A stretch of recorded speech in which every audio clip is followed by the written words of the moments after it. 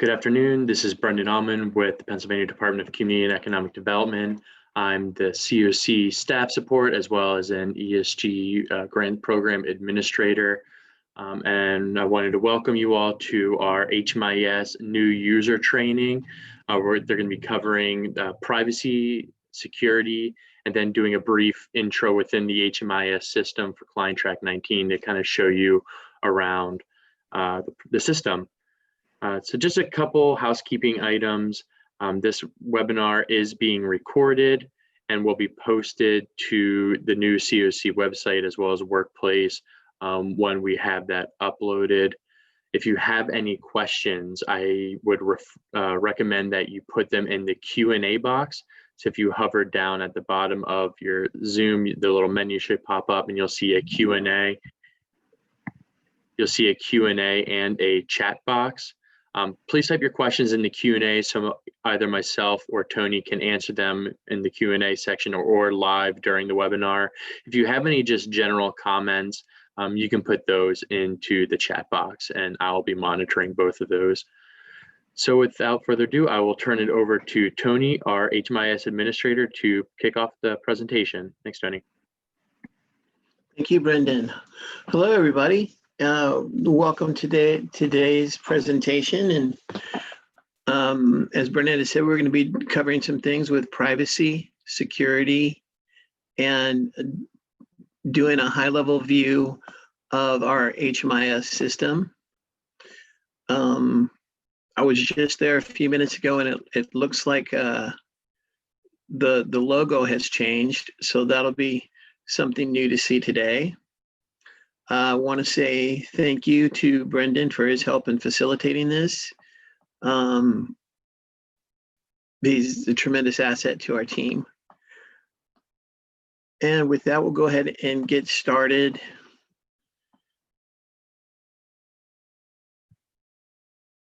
So as Brendan was saying earlier, we do have some general admin.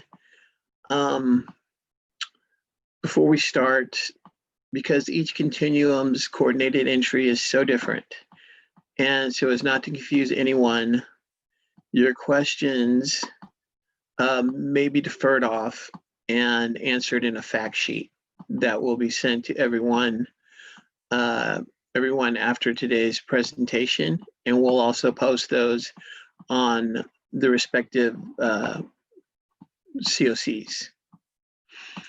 So the reason for that is that we do have some differences in the way things are done between the East and the West in our balance of state, and we don't want to confuse anybody.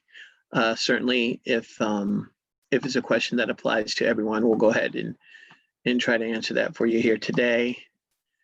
The training is being recorded, and of course, all microphones will be muted. You can submit your questions through the Q&A, and it says chat box on my screen, but the Q&A is fine, and any comments you can put into the chat box. Okay, so we're going to go ahead and get started here. We got a lot of material to cover, and let's get to it. So here we go. What about privacy? Collecting and sharing participants' personal information is often a necessary aspect of helping to resolve their housing crisis. As participants in PA HMIS, you need to understand the responsibility to protect client information and be able to articulate those responsibilities to clients in a meaningful way. Okay, so we jumped right in. We're talking about privacy and what it is.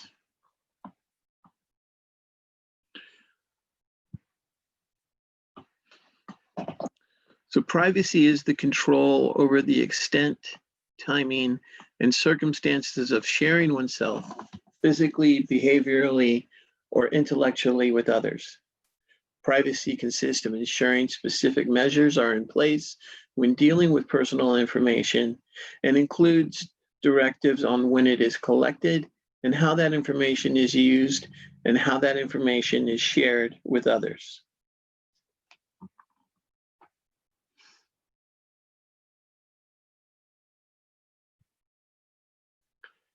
Some definitions that you will need to know. The Covered Homeless Organization, CHO.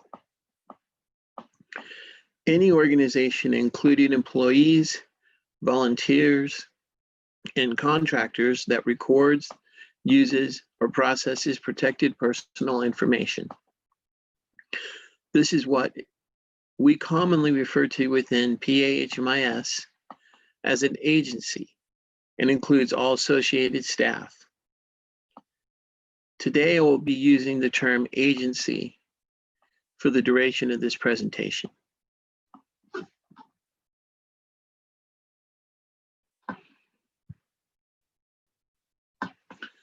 Another definition, personal protected information, PPI.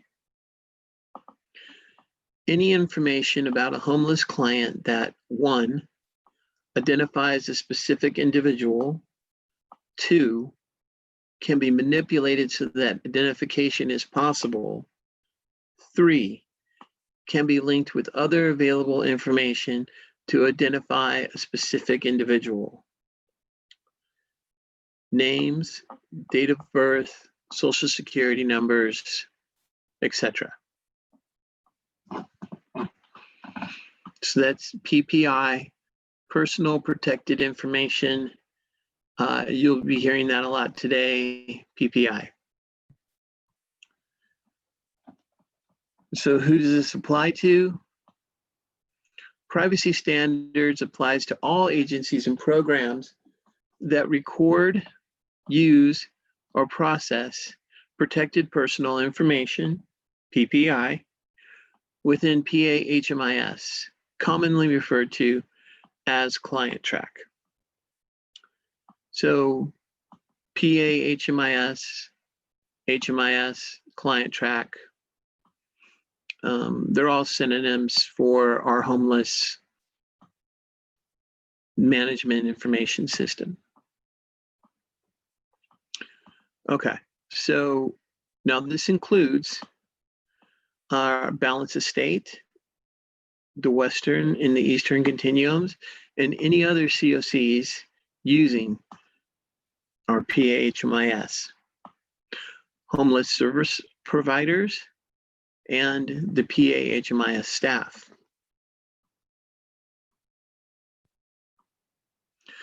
It also applies to employees, volunteers, affiliates, contractors, and associates who have access to PA-HMIS or its client level information. This also means that any homeless service provider who does not receive HUD funding, such as a faith-based organization, city, county, or state agency that is accessing the system or client data must adhere to the privacy requirements. To put it simply, privacy applies to all agencies and programs, regardless of the funding source.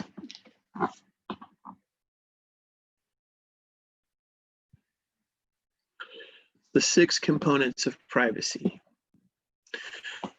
data collection limitations, data quality, purpose and use limitations, openness, access and correction, accountability.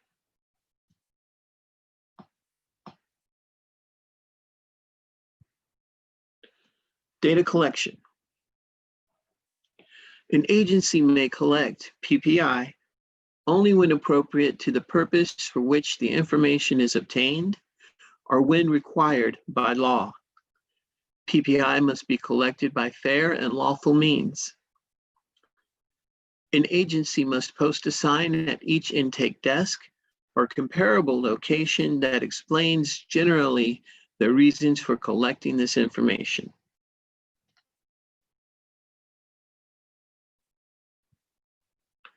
Data quality. PPI collected by an agency must be relevant to the purpose for which it is used and should be accurate, complete, and timely. Never assume the answer of a client. Never enter an answer for a client unless you have asked that client a question and they have responded. HUD does not allow for any answers to be supplied by staff.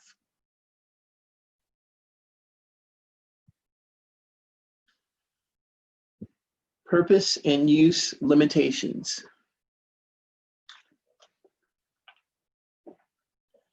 An agency must specify in its privacy notice the purpose for which it collects the PPI and must describe all uses and disclosures. An agency may disclose PPI only if the use of disclosure is allowed by this standard and is described in its privacy notice. Uses and disclosures not specified in the privacy notice can be made only with the consent of the individual or when required by law.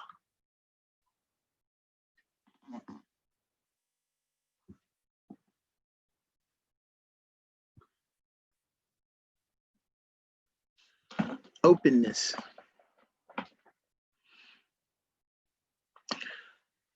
An agency must publish a privacy notice describing its policies and practices for the processing of PPI and provide a copy of its privacy notice to an individual upon request.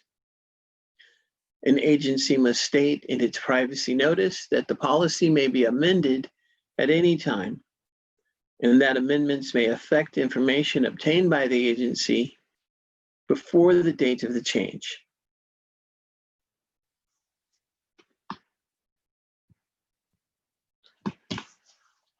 Access and correction. In the interest of client access and full disclosure to their own personal protected information, every agency must allow an individual to inspect and to have a copy of any personal protected information about the individual. This includes access to any electronic data entered into HMIS or hard copy files on the premises.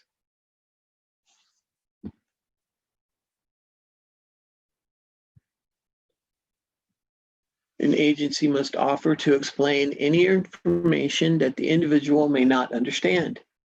An agency must consider any request by an individual for correction of inaccurate or incomplete personal protected information pertaining to the individual.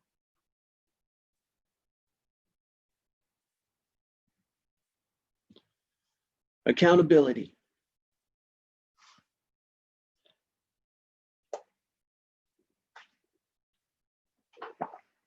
An agency must establish a procedure for accepting and considering questions or complaints about its privacy policies and practices.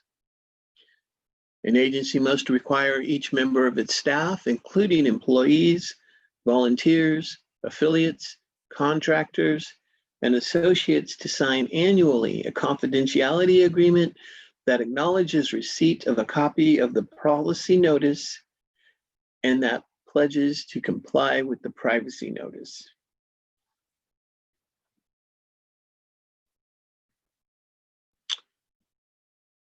In summary, every agency that collects, uses, and shares PPI must have a published privacy notice, and it must be maintained and made available to the general public, and must also comply with other state, federal, and local confidentiality law. A privacy posting or consumer notice sign must be displayed at each intake desk or comparable location that explains the reason for the data collection. And an agency must make available an agency's privacy notice describing the privacy practices to all clients that request a copy.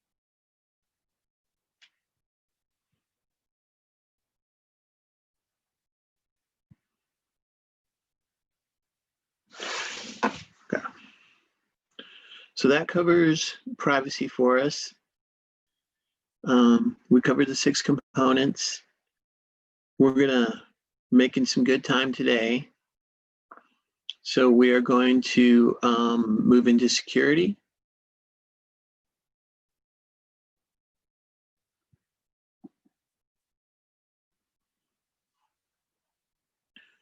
What is security? Who does it apply to? Security is the means of ensuring that data is kept safe from corruption and that access to it is suitably controlled. Security is about access to actual client data, whether that data is electronically or paper-based. Security applies to everyone that uses personal data. Security applies to all agencies and programs that record, use, or process personal protected information, PPI, within PA HMIS.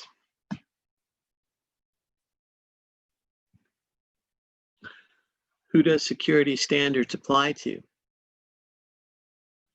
Security standards apply to the balance of state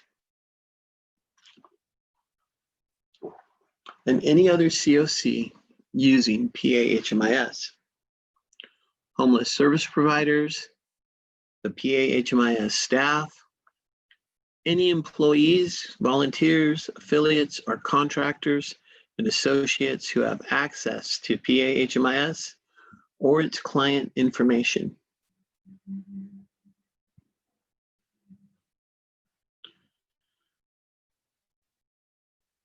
It also applies to any homeless services provider who does not receive HUD funding, such as a faith-based organization, city, state, or county agency that is accessing the system or client data must adhere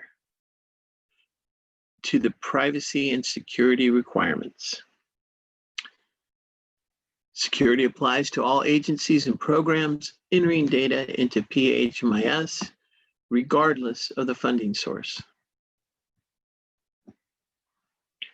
So security categories, today we're going to talk about 2 security categories. Security at an agency level. We're going to talk about those 2 categories. Software application security and hard copy security.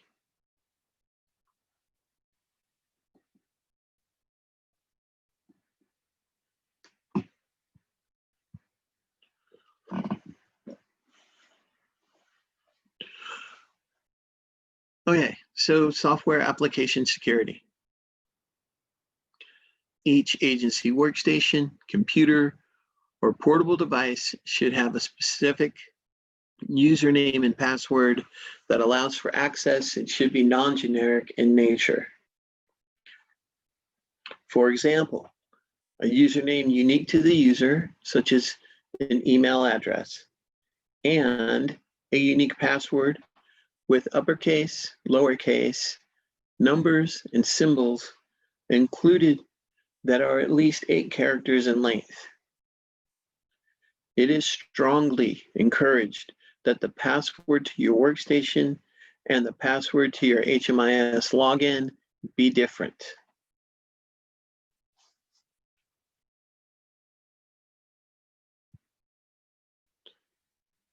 Okay.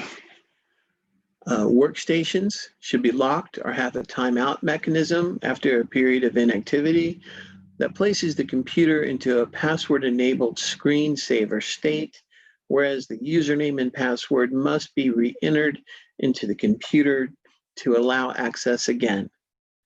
HMIS also has a time to log out after a period of inactivity.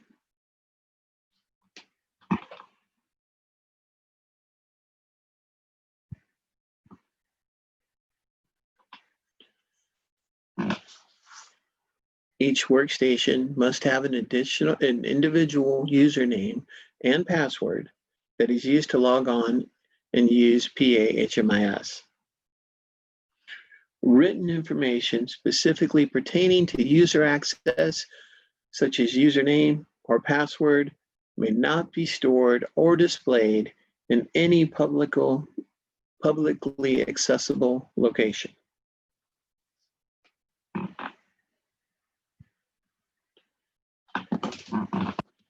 PA HMIS users must not provide their user access to any other member of the agency, and shared user access is strictly prohibited within the participation agreement and the system user agreement. Under no circumstances should any user give their personal username and password to another agency user. This includes their supervisor or management team.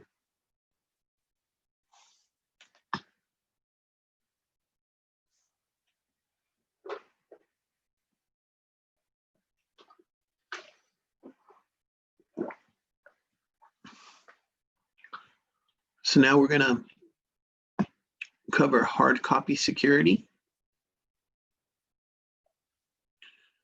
An agency must secure and supervise any paper or other hard copy that has PPI when it is in a public area. Examples include reports, data entry, forms, consent forms, all of these things that would have PPI on them. When an agency staff are not present, the information must be secured in areas that are not publicly accessible. We recommend keeping your files in a securely locked room or closet that can be closed when all staff have left for the night or weekend.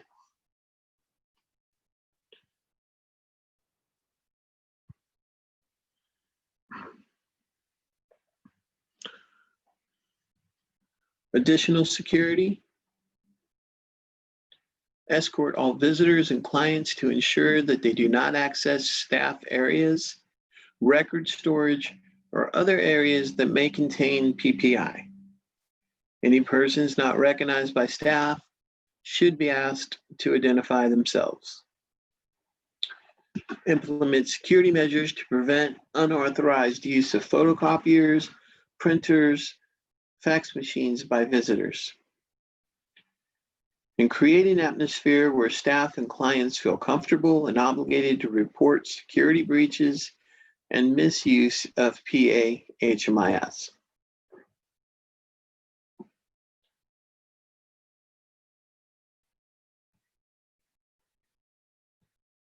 So the conclusion is, privacy and security is in everyone's hands, and it is our responsibility to ensure that clients' personal protected information remains confidential. Remember to review your policies on a regular basis. Keep them fresh in your mind during your daily activities.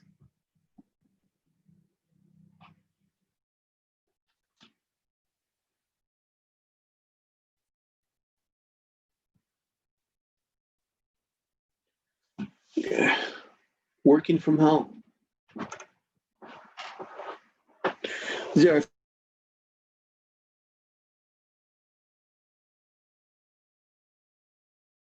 to home computers.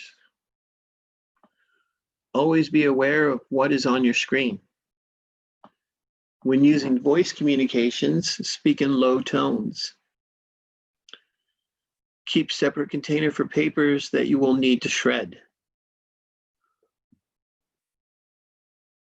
Keep home computers safe by rebooting the router or equipment from internet provider. Use of VPNs adds an extra layer of protection.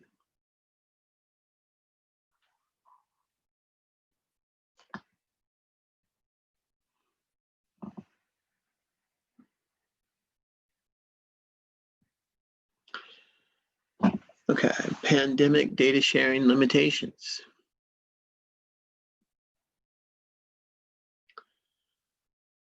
If a public health agency does not seek or require participant PPI, then PPI should not be disclosed.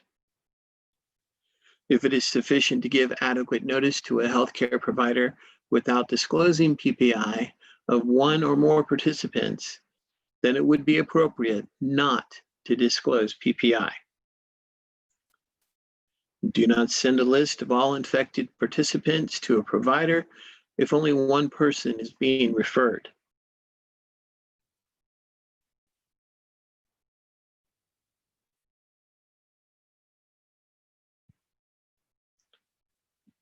Pandemic data sharing disclosure guidance.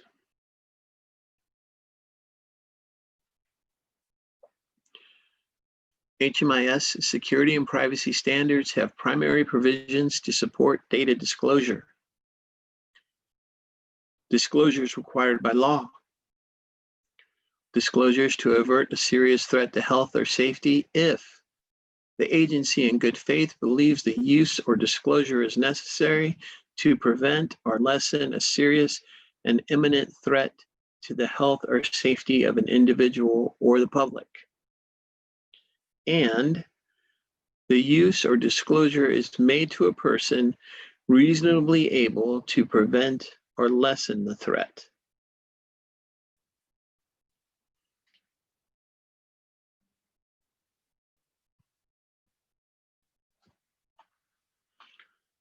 Okay.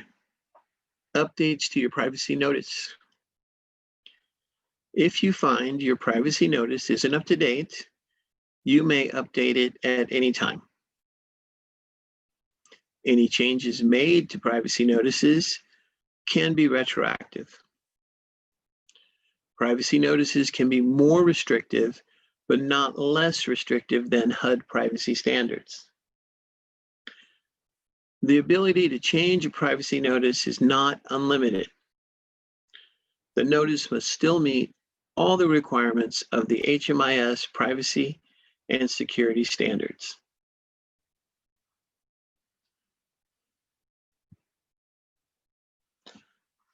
And that is it.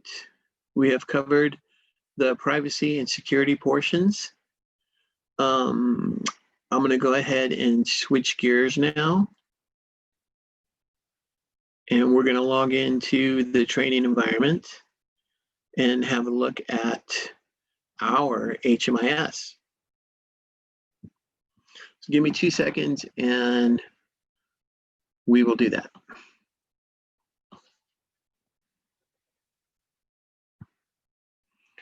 Okay, there we go, 2 seconds. So first thing I want to point out is that there's a new logo up here. So that just came up about an hour ago. Okay, so first thing you want to know about HMIS is whether you're in the training environment or the production environment. We're going to be going into the training environment today because there's no PPI in the training environment.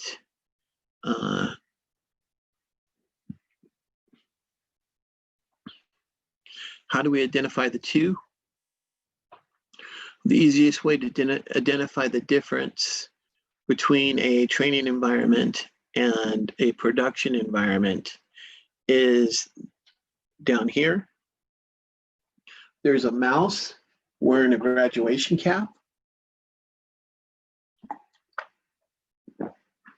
There are many stories behind that mouse, but nobody knows which one is true or why he's wearing a graduation cap.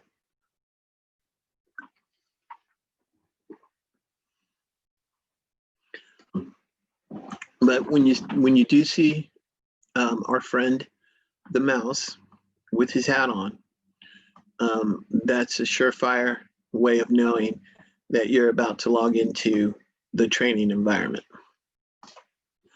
So when we log in, we put our username. Our usernames come from our user agreements. So that's one of the reasons why it's so important to print clearly on your user agreement, is because we're going to take that user agreement email address that you supply, and put it right in there as your username. So also, if you're in a situation where your agency is sharing one common email address, you will need to establish, and you have more than one person participating in HMIS, you'll need to establish another email address so everybody has their own username. And then, of course, your password. Your password is always temporary the first time you log in. Then you're asked to change it into something that's more appropriate for you.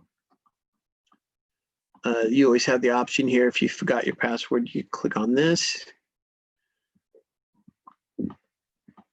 So what I've done is I've set up this fictional character, Soda Fountain. And Soda works at chicagoeast.com. And we're going to be logging in under him today. So go ahead and sign in. Okay. So Soda messed up his password. Let's see.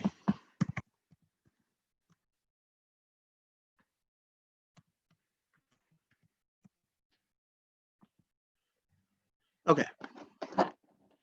So this is the second screen you come to during the login process. It's going to show you the work group that you are in, the organization you're logging into, and the location of that organization that you're logging into.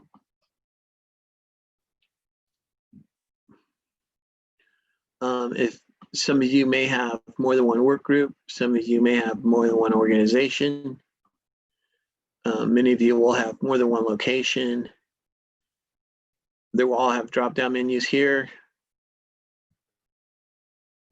And that's going to allow you to choose how you want to be logged in.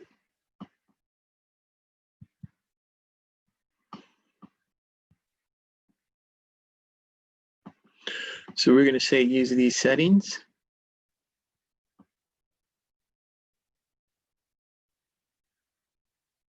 And we are logged in.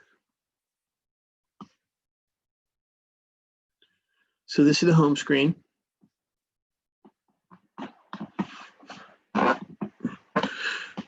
First thing you're going to want to know is that the menus are always on the left. So if you're speaking with somebody or you're talking to one of the administrators and they reference the menu, it's going to be on the left. You will always see the workspace that you are in at the very, very top. So we're in the home workspace, so it says home. The menu here, if you scroll down, you see different things. These every menu for every workspace will be different. There will be tabs and submenus. There will be grayed out areas and white areas.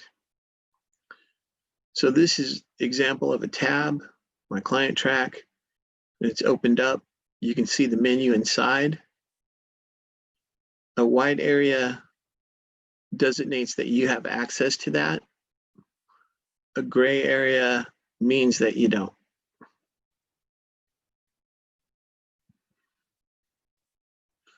Going across the top, you have the client track logo. Then you have what we call the flag with two arrows.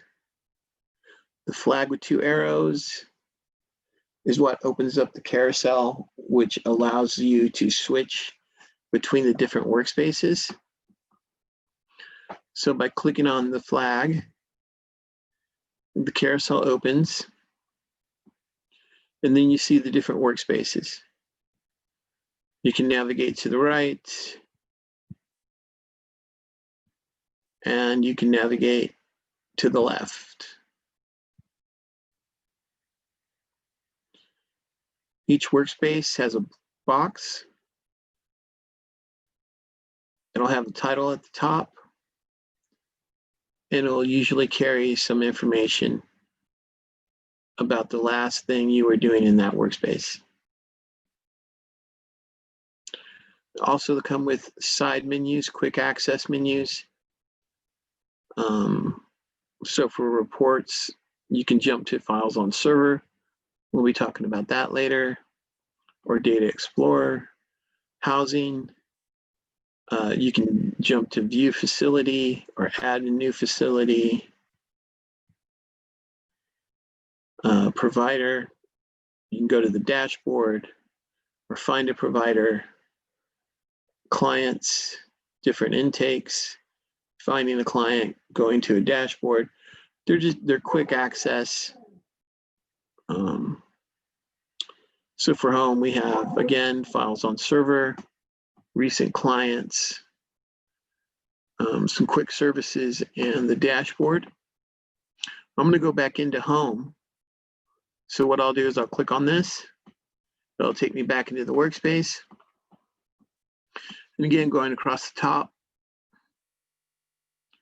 you have a search box that you can type into. You can filter it on the left. It has a small memory in it of the things that you've searched before. And of course, hitting the eyeglass will get it to run the search that you're looking for. So moving over, you have the bell will give you any notifications that may be pertinent. Then you have your name. As a failsafe, once you log in, it'll say training right here when you're in the training. When you go into production, it doesn't say anything, it just has your name. Then you have the word help and sign out, which will sign you out of HMIS.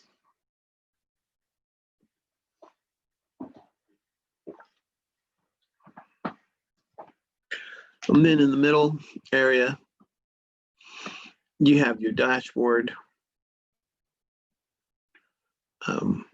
These can be different for everybody, depending on what you were working on and your preferences. So again, on the left will always be the menu. Upper left will always have the name of the workspace you're in. Thumbtack will hide the menu for you. We can open the carousel, do a search, name, help, and sign out. This setup will remain consistent throughout HMIS in every workspace that you're in. You will always have this setup.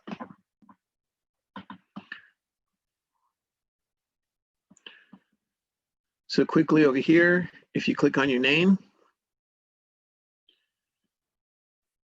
you can change your work group. You can change your organization, the location that you're in.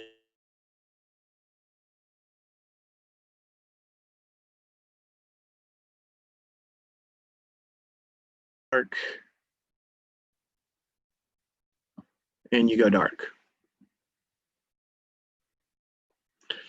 If you don't want to go dark, it's too hard to read, or for whatever reason, you can go from dark back to default. And there you go.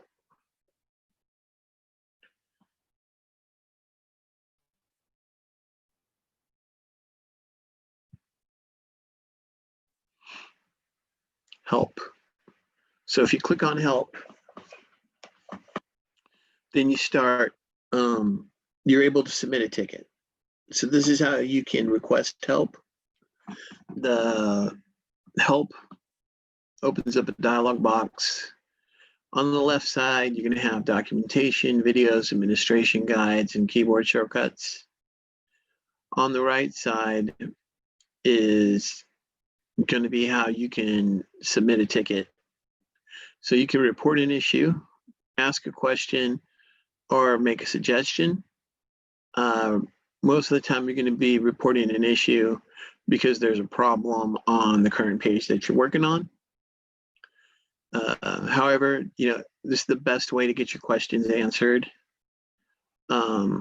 is to submit it through here. So just ask a question, we'll get it responded back to you.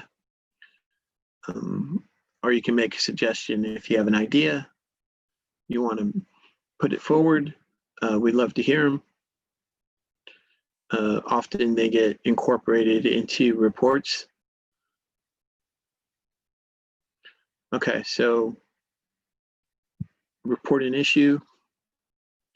They're all going to do the same thing, by the way. So if you ask a question or report an issue, it's going to open the same box every time, including if you make a suggestion. What'll be different is the header that we see when it comes into the support section. So you're going to want to enter a summary of your issue. Something's not working is what I'll say. And then describe the issue.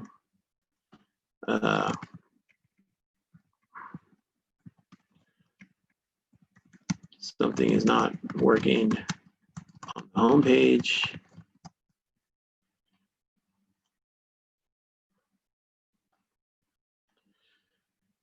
And as you scroll down, it'll give you the opportunity to attach a file or screenshot. Sometimes people attach Excel sheets. They'll attach snippets. The debug information, that's more for administrators. And then, of course, you have to fill in your email address and your phone number.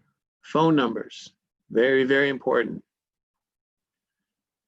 Please provide a phone number that is a direct line to yourself. So no helpline numbers or anything like that, please. When you supply a phone number, please, make it one that we can reach you at. And then you can choose to notify additional people. So, maybe your supervisor wants to keep track of this particular issue, and then you can include them. And then you would just hit submit.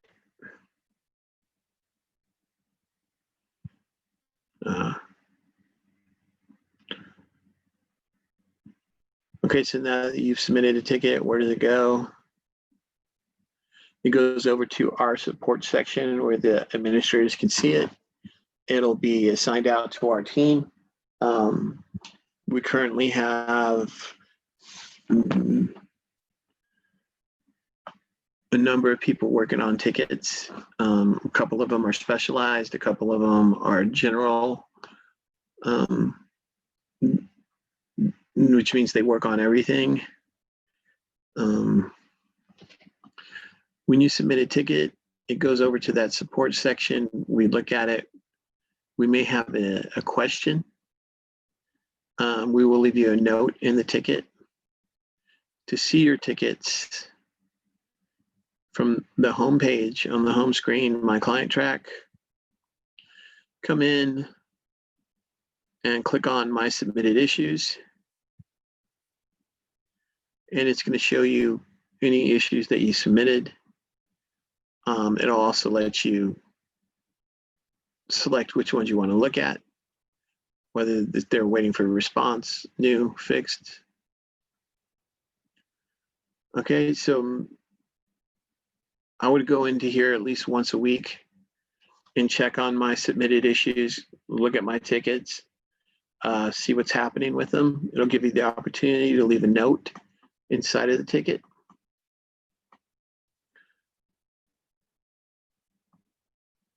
Another cool thing is system documents. You click on this, it takes you to our system documents that has a bunch of manuals, a bunch of informational reading, a bunch of how to do stuff. There's actually quite a bit more in production than there is in training. You can also change your password, pretty simple. Just put in your new password, your old password, and change it. You can find the by name list from here. If you're working on coordinated entry or pulling somebody off the by name list.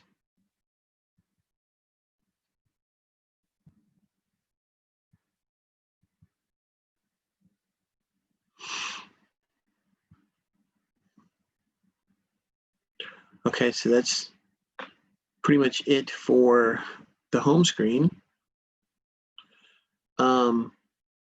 You will see as you go through the different workspaces, this area over here has different opportunities for you. This is an Excel export. This is a data Excel export. This is the opportunity to print out what you're working on. So the difference is with the Excel export, it's going to take what you're looking at and put it into an Excel sheet. Just kind of a copy and paste. The data export, it's going to take what you're looking at and put it into an Excel sheet that can be manipulated. So those are the difference there. This one you can do active work with, and this one is just more you're just pasting it in.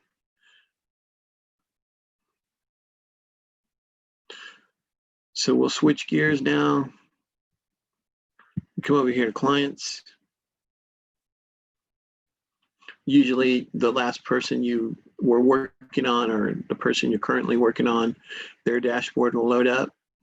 Again, as you notice, the menu is on the left. The name is at the top. Search engine's there. Name, help, and sign out are there.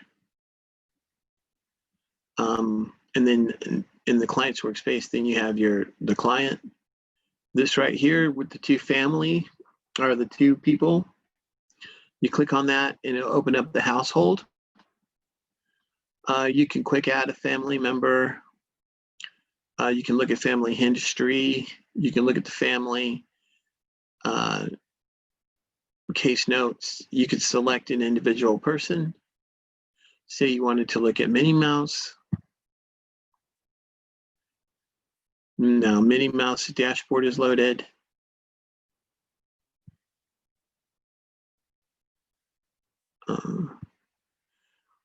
You go into the family.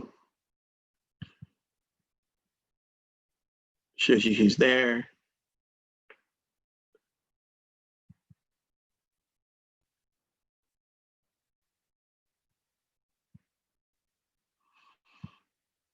You go into the history.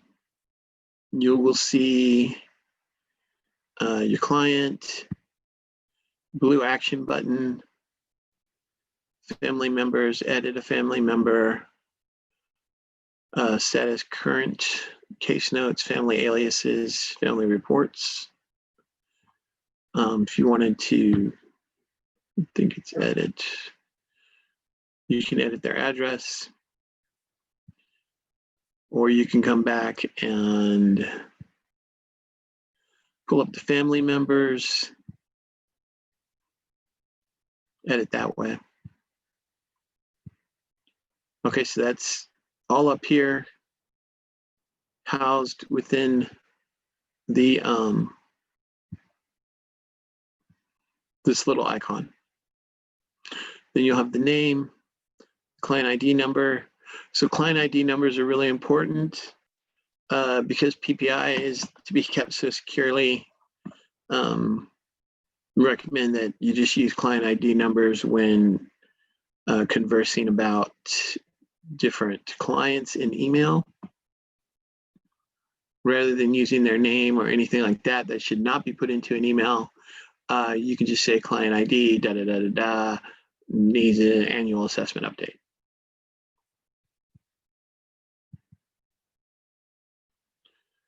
So this is what the basic dashboard is going to look like. This is Mickey Miller's right here. So Mickey's got his date of birth, his age, different statuses, services that Mickey has, his enrollments, his exits. So right now Mickey's enrolled into coordinated entry. I'm sorry, he's been exited from coordinated entry, actually. These blue action buttons here, try not to get too far into the weeds. These blue action buttons here, you click on them,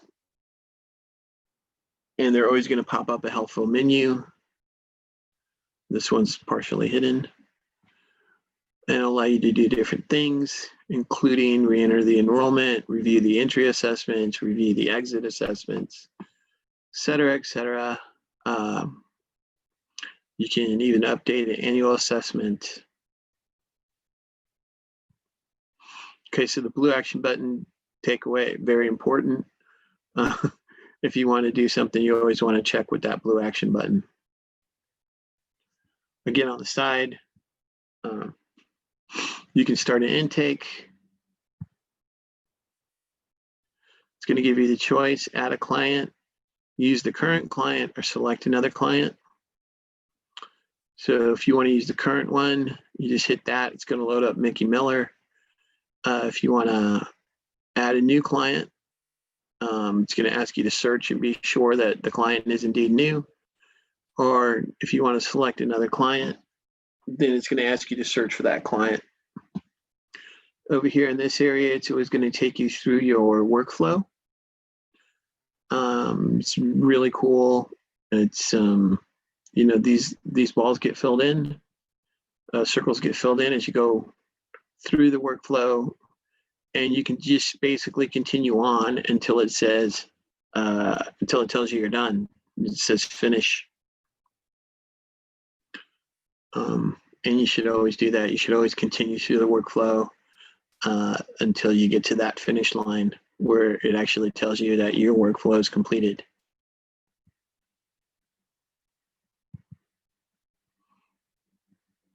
So here on the client side, you got the profile menu, common assessments, other assessments. So you can see the tabs I was talking about earlier. Each one of these is going to house a submenu, which means that it's going to have stuff inside of it. So if you were to click on, well, my computer's finicky. It doesn't like me to open submenus, but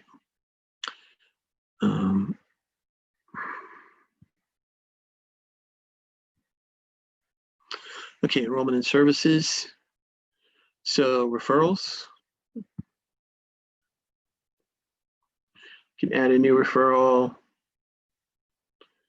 from here. Look at referrals. Check for eligibility. Same thing with CE services. And enrollments.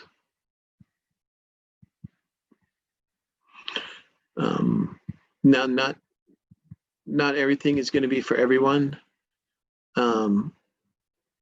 For people that are working with runaway homeless youth, you have your own special tab here for some of your stuff. Down here we have the SPDATs, the family, the juvenile, transition age youth.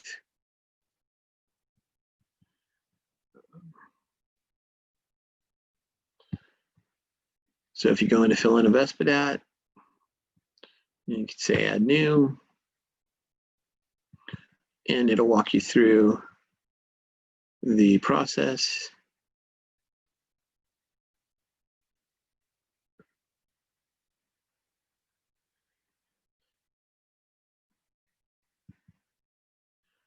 These workflows are fairly exhaustive.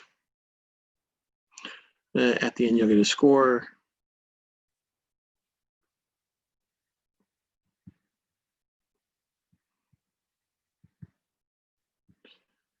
As you have your common assessments.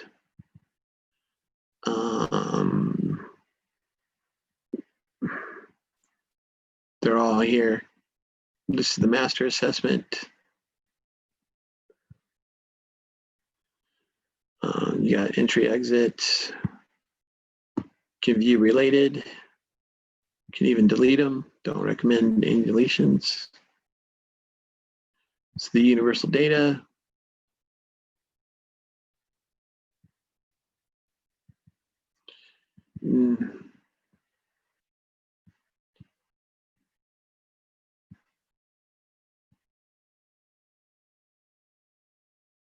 We have some specialized assessments.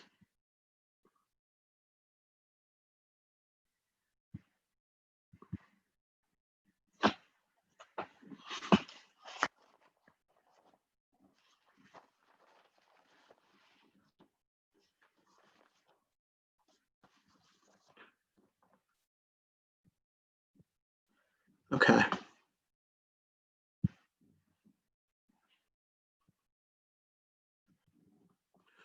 So there's a lot going on in here. And if we go back in here, like I say, it's going to track your progress through the workflow.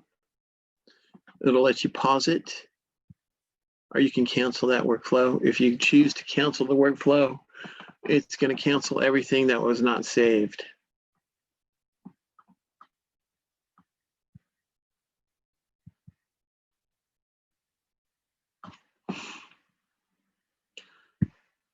So we'll move on to providers. So if you're a provider, this is where you're going to be. You can pull up your dashboard. You're going to have your shelter information, your provider information. There's going to be a phone number here and a referral email here. The person who has that referral email is going to be the person who's getting the email referrals.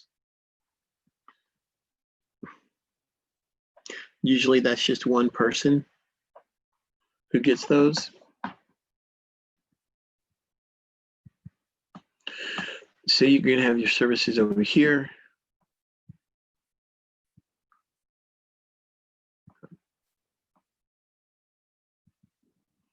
And it'll allow you to edit the service.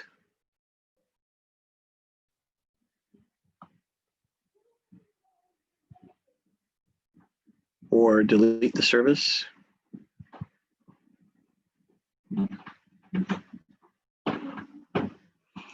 So here's a bit of a waiting list. If you're filled up, but you're still accepting, they can go into the wait list. These are all the referrals that come in.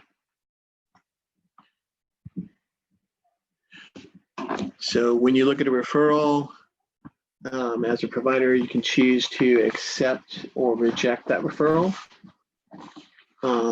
Or you could ask for information about it.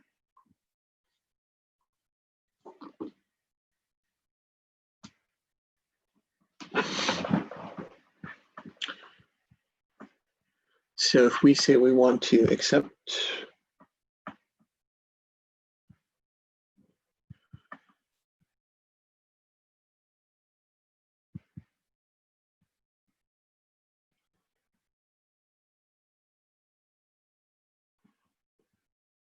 you come down here and you acknowledge and the date and send the response.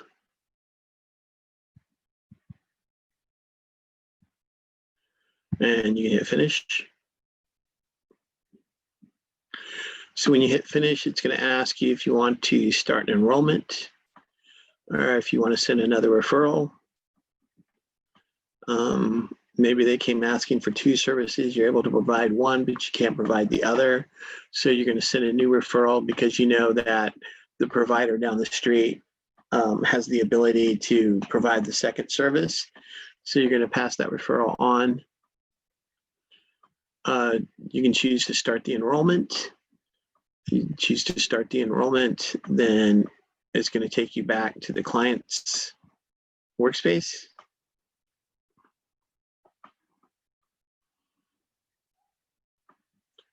And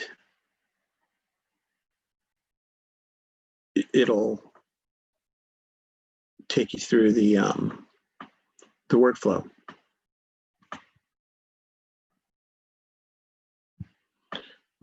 So let's go back over here to providers.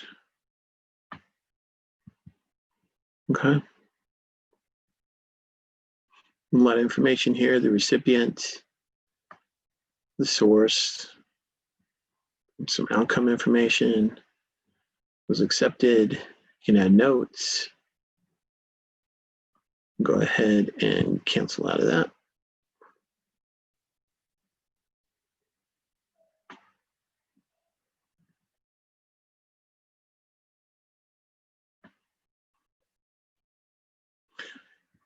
So again, on the left, there's a lot going on. You can pull up the provider dashboard.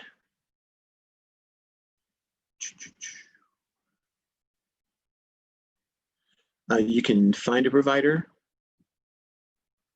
If there's a particular one that you're looking for.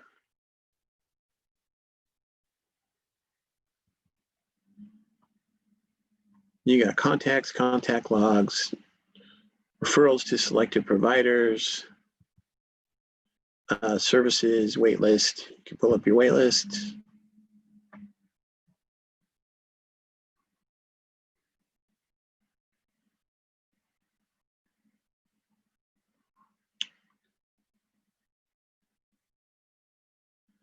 So we will wait and see.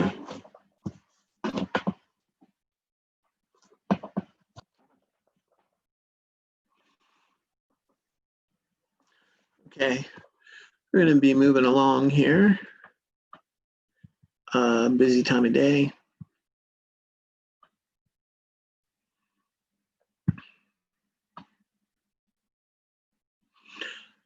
This is your housing workspace.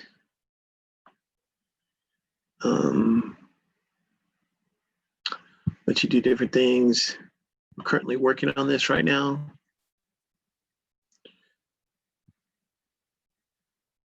But ideally you would be able, your better unit inventory, fair market rent, landlords, etc., all located in the housing workspace. Again, you have some that are white. You have the ability to use, and other ones that are blacked out that you're not going to have the ability to use. And that'll change as you start to load things up.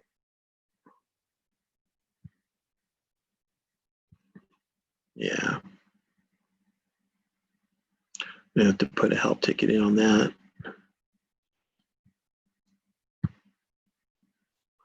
Okay, so finally we come over to reporting. Again, it's the same thing. You have reports, you have your menu on the left, the flag, the search box, name, help, and sign out.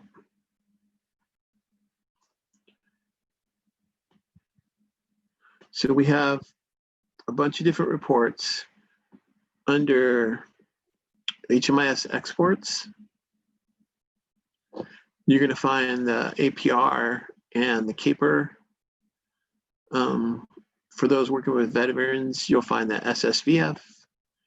And those working with runaway homeless youth, you'll find the RI export here. For an APR, you come in, it's pretty easy. Set your dates. choose your organization, and your program. And that is the bare minimum that you need to do to run an APR successfully. Of course, you can filter it down by grant component. You can filter it by grants, program type, which is often helpful. And of course, you have to filter it by program. Always click on Generate Validation File. That validation file is going to help troubleshoot your APR.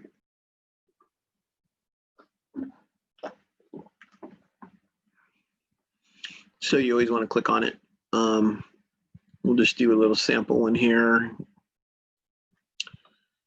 Let's see, I wanted,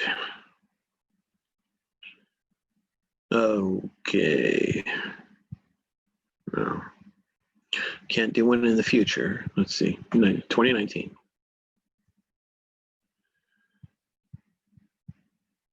And let's see, January 1st, 2019.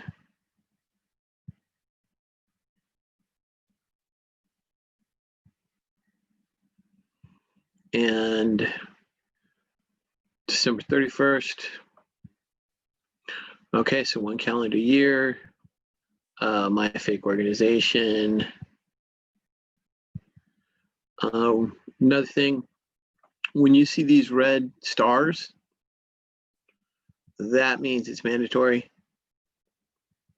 You have to have something there. Okay, it's not going to let me do it. Training. And that's because we're in training. The program type, that red star right there, is going to means it's mandatory. And then you always want to click on your validation file. Let me see here. Can I make it work?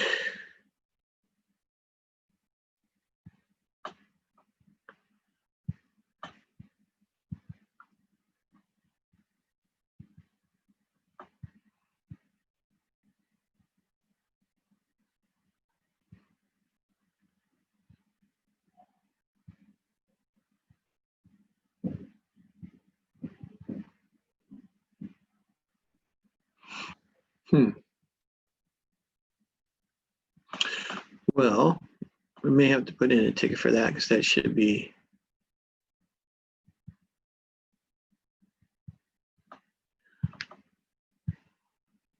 loading up some programs there. Oh, I know why. Because we didn't have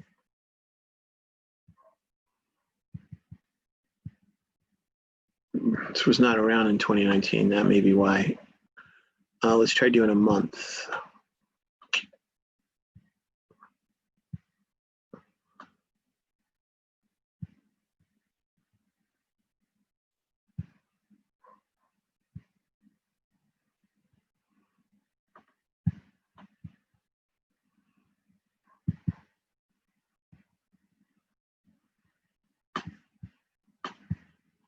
There we go. Okay, so we're just going to pick the shelter. We generate our validation file, so we're going to hit Run Export.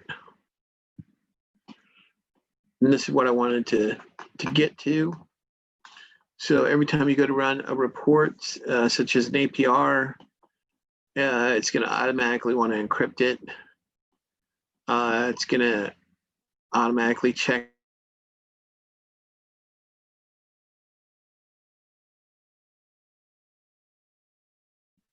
and then tell it to always quote CSV files, values, I mean.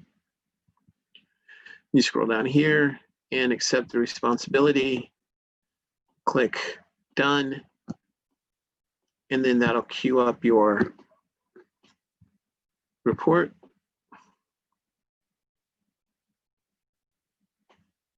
So this is where the files and server come in. Click on files on server. It's going to show you what reports that you have run that are finished. If they're not finished, then click to view the status of your export. And there's our caper, APR. It says APR caper, but that's the APR that we're running. Hasn't started processing yet. This will refresh every so often. You can refresh it. You can say, I only want to see my task. It'll be different in production. There'll be a lot more going on, so you may want to click that to only see your tasks.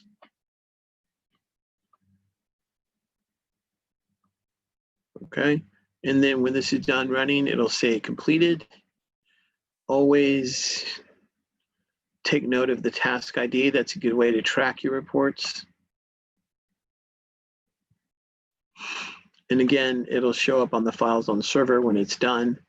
So by clicking on that, you'll be able to see the reports that you've run.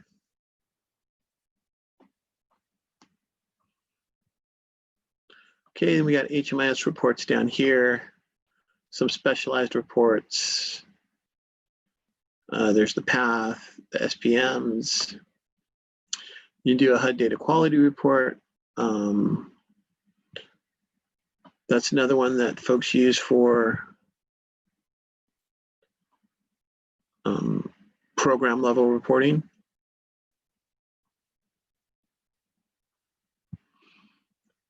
You can run different client reports, enrollment reports, reports on your referrals, reports on your services. Down here is where you're going to find your customized reports. So these customized reports,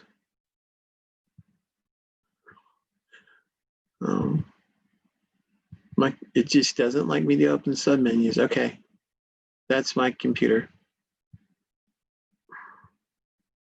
Okay, so huge menu of available reports. All these reports are, they're customized specifically for our HMIS. I recommend that you also come here about once a week to see what's new.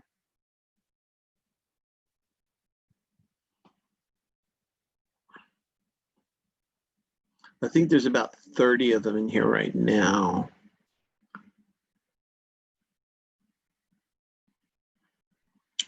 These ones are somewhat popular: data performance summary, data quality, and participation scoring summary.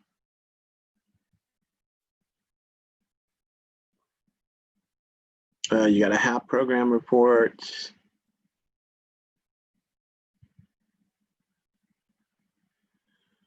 This one I recommend you run at least once a month, the LSA data quality report.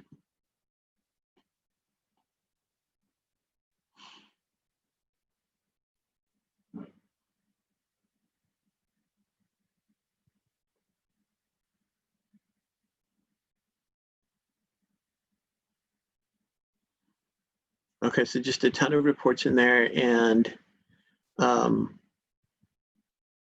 do recommend you come and look at it about once a week, just to see what's new.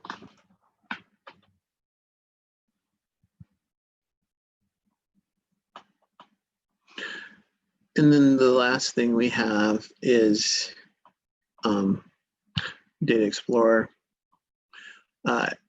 If you're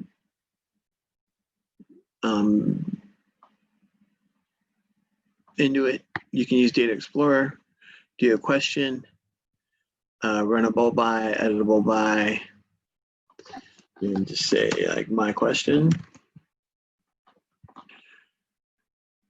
Then it takes you to different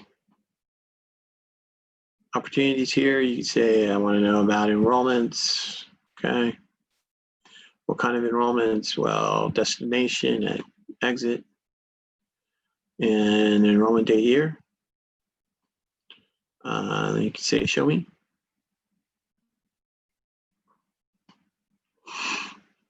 And it's going to kick back some information for you. Again, over here, you can export that to Excel.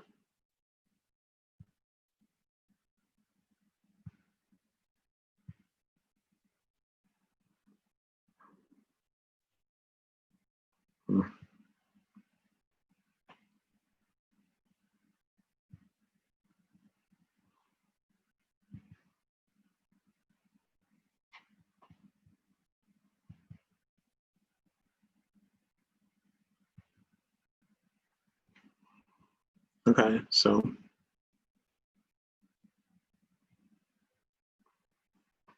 I have to fix those parameters.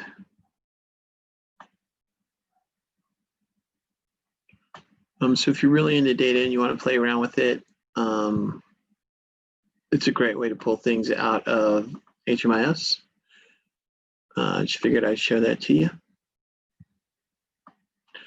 Come back to the files on server. Now, our APR is here. We have our task ID, the preload's done. Preloads don't mean anything. You can disregard those. You're just waiting for the export. So with this APR, it'll run three. It'll run preload, export, and validation. The export is what you would upload, what you would look at, and the validation also. And we do have guides for the validation files and how to read them, and on our website, which is Pennsylvania coc.org. So I think we're ready for some questions. If there's any in the Q&A, I don't see any questions in the Q&A right now.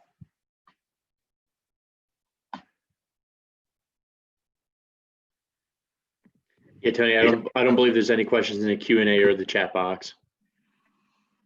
Okay, well, we'll give it just a second. And we'll call it a day.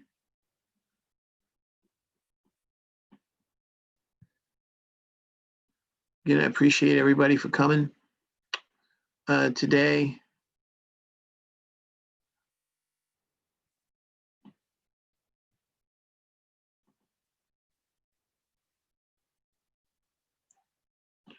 Remember, you can always submit a question through the help desk. Ask a question and we'll answer it to you directly.